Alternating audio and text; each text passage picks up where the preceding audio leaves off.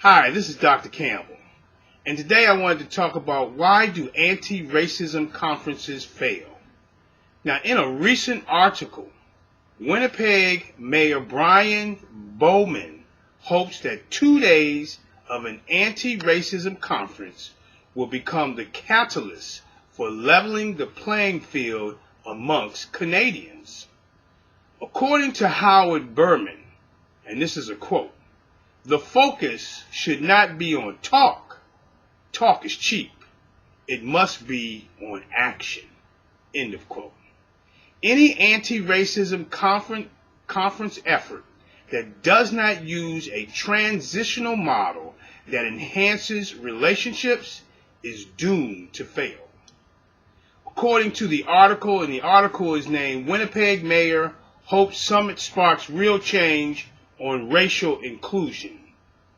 The 2-day anti-racism conference at the Canadian Museum for Human Rights included many Indigenous people sharing stories about how they are discriminated against in Winnipeg.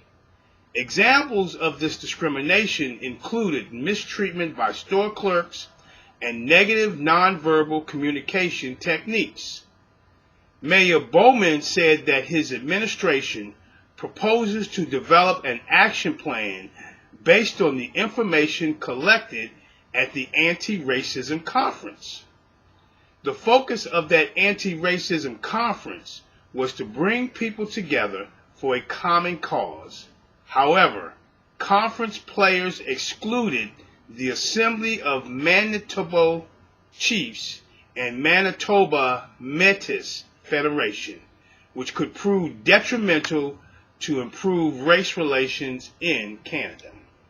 And so why is it important to include the Assembly of Manitoba Chiefs and the Manitoba Métis Federation in the anti-racism conference? The Assembly of the Manitoba Chiefs is an organization of First Nation leaders in Manitoba, Canada. First Nation peoples had settled and established trade routes across Canada by 1000 BC to 500 BC.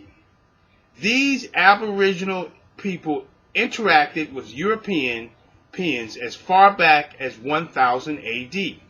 However, prolonged contact came only after Europeans established permanent settlements in the 17th and 18th centuries.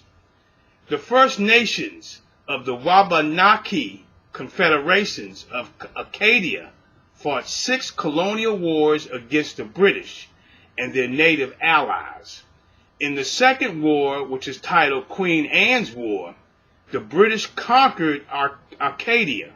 The sixth and final colonial war between the nations of France and Great Britain resulted in the British conquest of Canada. Living conditions for the indigenous deteriorated quickly due to the depletion of bison, for which the indigenous people depended upon heavily.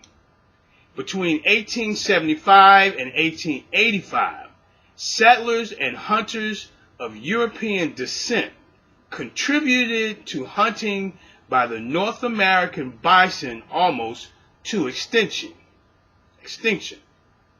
Shortly thereafter, the construction of the Canadian Pacific Railway brought large numbers of European settlers west who encroached on former indigenous territory. European Canadians established governments, police forces, and courts of law with different foundations than indigenous practices. Various epidemics continued to devastate indigenous communities, and most of the nations that agreed to treaties had negotiated for a guarantee of food and help to begin farming. When the bison disappeared, Lieutenant Governor Edgar Dewdney cut rations to indigenous people in an attempt to reduce government costs. Between 1880 and 1885, approximately 3,000 indigenous people starved to death in the Northwestern Territory. The history of the indigenous people is rich with tragedy and betrayal from European countries. The Assembly of Manitoba Chiefs and Manitoba Métis Federation represent the opposition to a rich tradition that has perpetuated the racism that led to the Anti-Racism Conference. Herein lays the problem. The only way that the Anti-Racism Conference can prove effective is to include representatives from the Assembly of Manitoba Chiefs and Manitoba Métis Federation and utilize a process that will minimize any negative actions or reactions from opposing factions. And so the next question is, what additional strategy could Mayor Brian Bowman use as a supplement to the Anti-Racism Conference?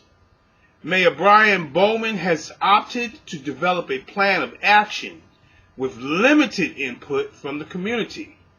This is paramount to a take it or leave it approach. This approach will continue to create tension over the long run with the indigenous people and government officials.